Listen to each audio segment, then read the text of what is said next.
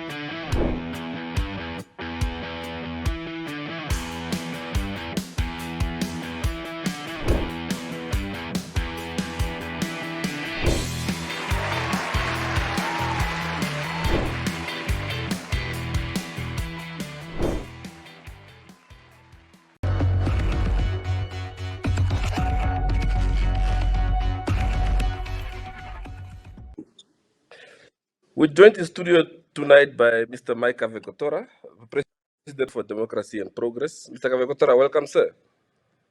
Thank you. Nice to have you to be on your program. Thank you, sir. We're going to talk about the COVID situation in the country and also the upcoming by-elections for the Opuwo Rural Constituency. You told me earlier on that you are currently on the ground canvassing support for the upcoming polls. How's the situation like there? Well, the situation is we are actually gaining a lot of support. I'm quite happy with what I'm hearing, and I think we have fielded the most capable candidate in comparison to all the others. So we are doing quite good, and I'm very hopeful that this time around we're going to take the seat. Yeah, of course, you had also contested during the regional council local authority elections in that area during the last polls, but you did to come out successful. What will be different this time around? Well, we contested in a Pupa constituency, only in a Pupa constituency. Obviously, we did not do well. I think the PDM is quite strong in that particular area. But I think this time around is going to be very different, because if you look at the type of candidate that has been fielded by the other political parties, some of them, they just moved away from one political party to another. Others are not as known as my candidate. Others are also not as competent as my candidate. I think from that perspective, we are very, very, very hopeful this time around. Yeah. The dynamics of elections in the rural areas as compared to the urban centers are quite different, naturally so, because the needs are quite diverse. What would you say are some of the prominent factors that the winning candidate should look after the polls? Well, the winning candidate will have to be very, very strategic in his approach. Number one, we have a problem in this area of the road infrastructure. We don't have roads in this area. We don't have connectivity, cell phone connectivity. I think the highest is about 50%. Our schools do not have hostels in this area. We have a water problem in this area as well. And the clinics are also not placed according to the population density. So I think the incoming candidate will be facing those type of challenges. And on top of that, I think it also will face the challenge of getting the necessary resources from the central government, especially when the candidate that wins is not from the ruling party. There is a tendency that resources are not being given freely to develop the area with the box and make sure that development continue regardless of whether the ruling party will support him or not. Yeah. Of course, we know election campaigns are all about numbers. How are the COVID-19 regulations hampering, if at all, your political canvassing program leading up to Oh, fight? my friend, big time. It's really a hindering factor. We could not even have public meetings. We could not even field rallies because of the limitation. So what we have to resort to was basically a house to house campaign, and trying to move from one place to the other so that we are Yeah, in adherence with the COVID regulations. So it is really a hindering factor. And I'm sure that the turnout will also be very low because yeah, of that, because people will not yeah, want to gather in big numbers. And I don't think yeah. that people would also want to mingle in long queues to wait and cast their vote. So the Uh, probability is quite high that the numbers will be very low. Another issue, of course, across the board is currently an inquiry going on regarding whether their elections should go ahead because of the very same regulations that you are talking about here that presents a lot of limitations to your campaigns. And in South Africa, especially the EFF has been very vocal on this matter to say, why can't these elections be pushed forward for in their case? Do you think we should have considered something like that in our case? Obviously, because first of all, elections is to give people an opportunity to exercise their democratic rights. Yeah. And if a unforeseen issue is becoming a limiting factor to exercise your democratic right, then obviously you have to find a way of basically postponing the election so that at least you hold elections at a time where every single Namibian has got the right to go and vote and cast his vote and exercise the democratic right. It's Hmm. very unfortunate that sometimes we stick to laws without really sort of considering the other side of the effect of what we are doing. I'm Yeah. sure that this particular constituency has got something like 13,000 voters, but Uh-huh. if the turnout is about 4 or 5,000, how democratic is that the election? So Yeah. I think that is actually the COVID situation is depriving a number of voters their democratic Hmm. right to cast their vote freely, because Yeah. this is the reality. This is a fact Uh-huh. that COVID does have an effect on the lives of each and every Namibian. So Yeah. government could have done something and Yeah. perhaps amend the law a little bit in order to give the citizens the democratic right. Yeah. You cautioned earlier on that this to apathy. But you also mentioned the issue of the democratic nature of elections, where people express themselves as to their needs and aspirations. So perhaps in this regard, was this taken up with the ECN? Well, I don't think that it was taken up actually, because even some of the engagement that we had with ECN has to be visual because of Uh-huh. COVID, and I don't Yeah. think that there was really a considered effort from ECN to highlight the challenges that they are facing, because they are also facing challenges. They Yeah. go now out to have voters education, but the voters education will have to be limited, and that is also be a costly exercise, because I mean you come to an area like Oruvanje or so, where there are something Uh-huh. like 150 people, then you have to have Uh-huh. something like 15 meetings to Yeah. accommodate all those people.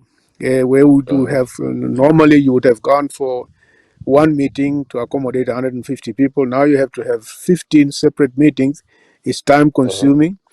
So the ECN itself would have been also very proactive to say that these are the type of challenges that they're facing, and perhaps put Uh-huh. that on the table of the lawmakers so that the lawmakers can make some adjustments and amendment to the laws. You are a lawmaker. We hope these are some of the things you'll bring back to Parliament once the sitting resumes. Well, I think the whole COVID-19 issue will have to be relooked at, because what we anticipated to be the outcome of COVID is no longer true. We are Uh-huh. facing a situation where the COVID pandemic is becoming unbearable. I don't think that we have anticipated the situation where we have now, over a long period of time, we're having more than 1,000 people infected on a daily basis and a death rate of magnitude. Those things were not anticipated from the word go.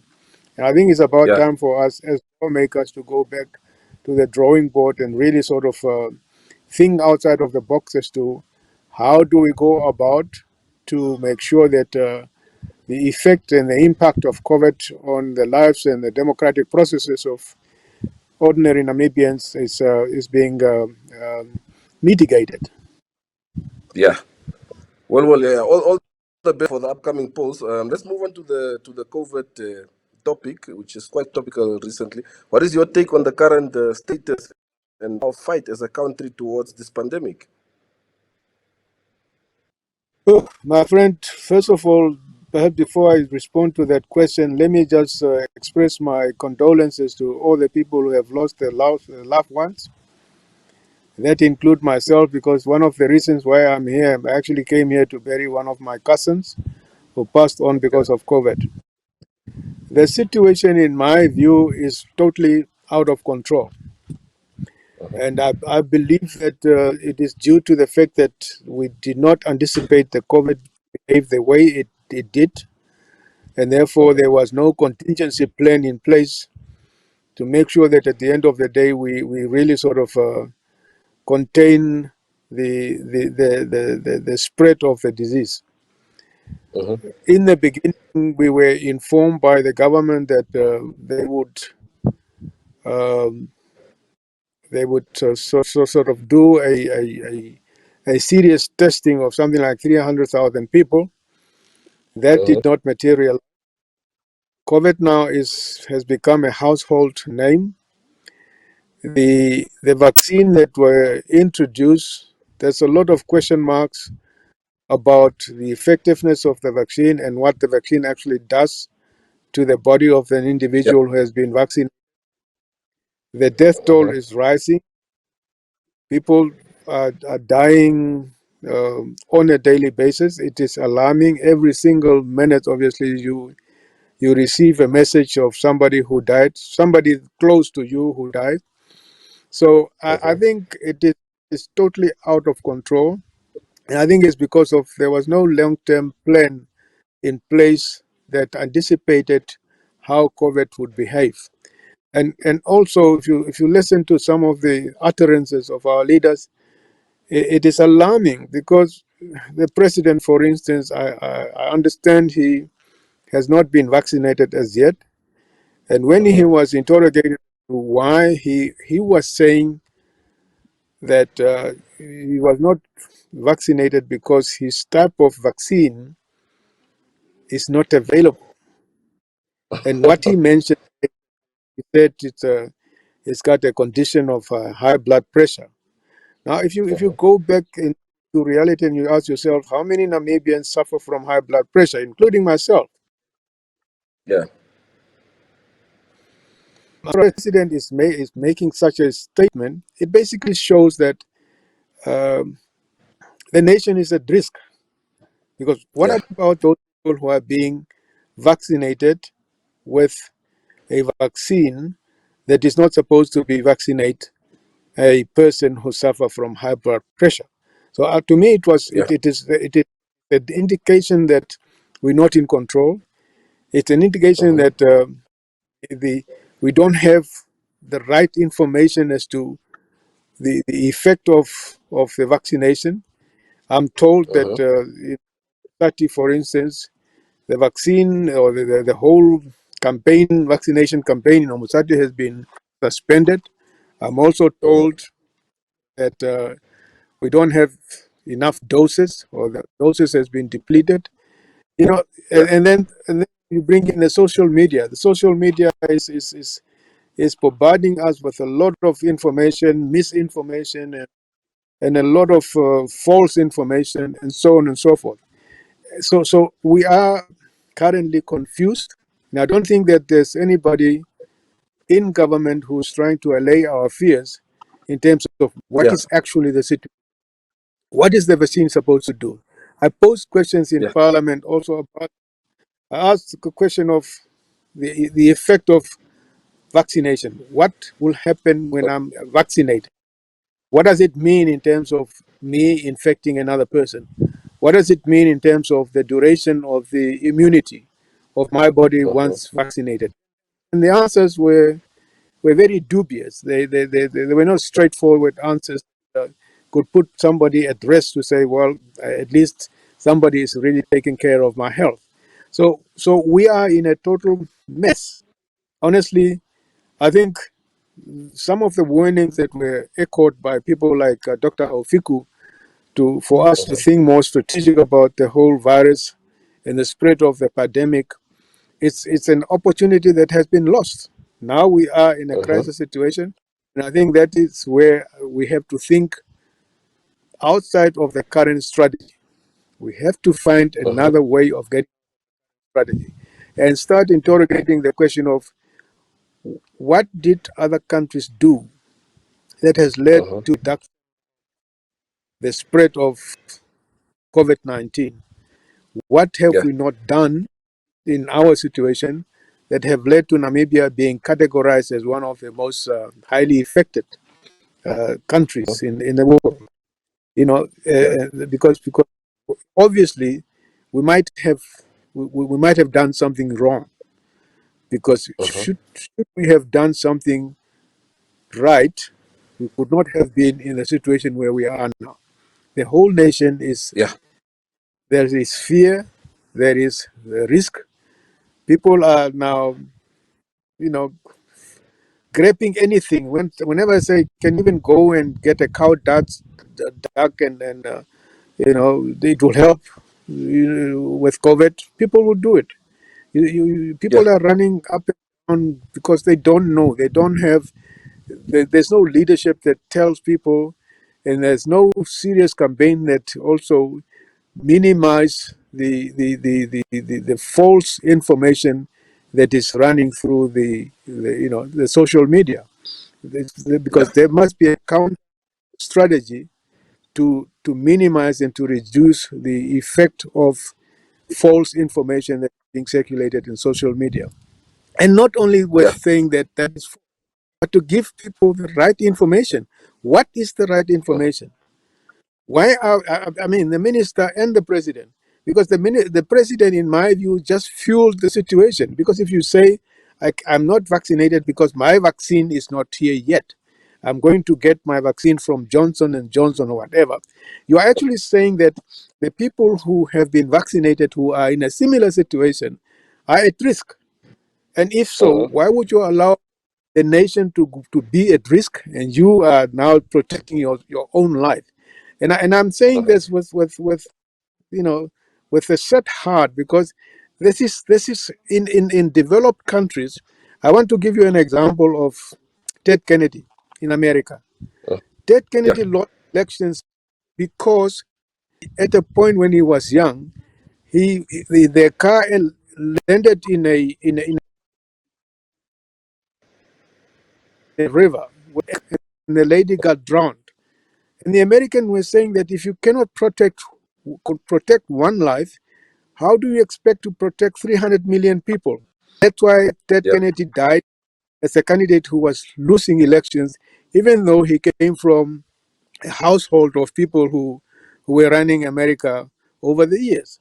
And the Yeah. statement that was made by the president, in my view, put him categorically in that situation where he should not lead this country if he's more concerned about his own life and not giving information, the right information to the community as a whole, for us to know what the real situation is. And that is where Yeah. we are. And that's why I'm saying we are, including myself, I'm totally confused. I've not been vaccinated as yet. I'm asking myself, should I be vaccinated? Who is going to give me the right information to basically take an informed decision about either to be vaccinated or not? And in which vaccine must I use? What are the Yeah. side effects of any vaccine? Because these are experimental vaccines. They have not been tested and approved to be utilized on human being, but they are still experimental. But maybe because of the severity of the matter, we have to, jump certain steps to try to help the nation. But at the same time, we need to give the nation the right information. And I'm Yeah. also, appealing to people to be more responsible. If you have an advice, follow the right procedure so that at least the nation is being informed and be given the right information. There be some sources that are more reliable than others, but at this point in time, we don't know which source of information is more reliable.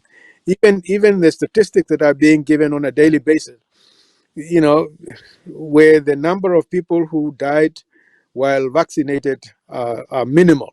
Is that the real Yeah. situation, or is it the fact that some people would want to hide that information so that we don't scare the public? Because if you listen to the American news, they are saying that some of these vaccines are actually giving inflammation to babies, and when mothers are breastfeeding their babies, the babies are dying because of inflammation. Is it true? Is it, who is going to give us that information? People must get out Yeah. of their comfort zone, start telling the nation the truth. Yeah. Well, Mr. Kavekotora, if at your level as an MP, like you said, if I have to put it in your own words, you are confused about the real status of this virus, how about the ordinary man on the street? How do we allay fears? Well, uh, I'm echoing some of the things that are also coming from the person or the men on the street, Yeah. because those are the type of question they rightfully approaching some of us, asking question. Obviously, we wouldn't want to scare the nation by saying do this and do that, because by saying that it's also an irresponsible way of sharing information, because I don't know. So from that perspective, all of us from the top to the bottom, we are all confused. Yeah. As much as you would want to calm the nation, but if the situation is out of hand, the situation is out of hand. Regardless of whether you are the leader or not, we must accept, and that is the only way to try to solve the problem. First of all, we have to accept that we are not in control of the situation. And once we know that we are not in control of the situation, at least we can do something about it, and going back to the drawing board, making sure that at the end of the day, we do things right and we do the right things. At this point in time, we're not doing it. Yeah, there's been outrage in recent days by the public who feel that the regulations are being selectively implemented, especially around the issue of state funerals and the number of people per gathering. People feel at these gatherings, people are allowed to converge in mass instead of the 10-person limitation that's been set. What is your take on this? Are there certain situations where we need to perhaps differentiate? Well, first of all, it's a very good question. But the question is that if you talk about limiting people to 10, what scientific information do you really have to say that if the number is 10, it does reduce the infection? If you increase the number, what scientific information do you have? Well, in terms of probability, yes, it does make sense that the smaller the group, the probability of infection is lower. But then it started from the word go, when we were saying that the number need to be limited, and people, the distance must observe certain social distancing and so on. But then on television, we saw SWAPO having a party where they basically broken those regulations at will. And they even went to the point of defending it and later on acknowledging that they have breached those things.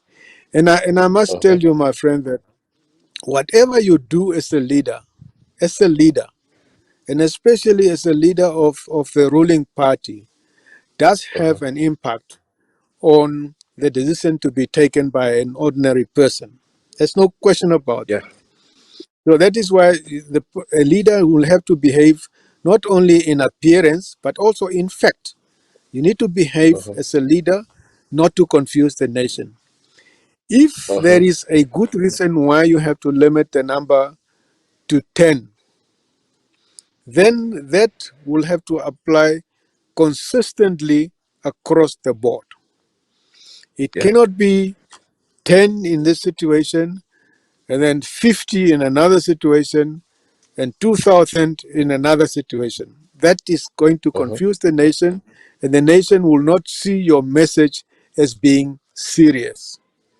Because you don't want to have a situation where the nation is doubting your honesty in terms of sharing information.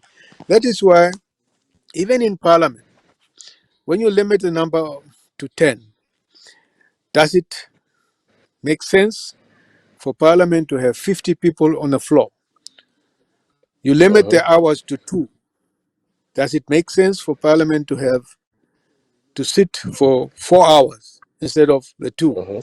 Because what you are saying is that the air in that place where the people have convened will be contaminated over a period of time. That will most probably be the reason why you say, let's limit the time, let's limit the number of people, so that we reduce the number of those individuals. But at the same time, you say that you make those regulations, but then you behave. That's why I'm saying we should behave not only in appearance but also in fact. You behave differently. How do you expect Yeah. an ordinary person to believe in what you are saying if you are repudiating your own statement at will? Therefore, Yeah. going back to Parliament now, I think these are some of the questions that we as lawmakers have to interrogate. Because even schools, for instance, the Minister of Education, Basic Education, will tell you, yeah, the risk is all over the show, regardless of whether the schools are open, whether the schools are not open.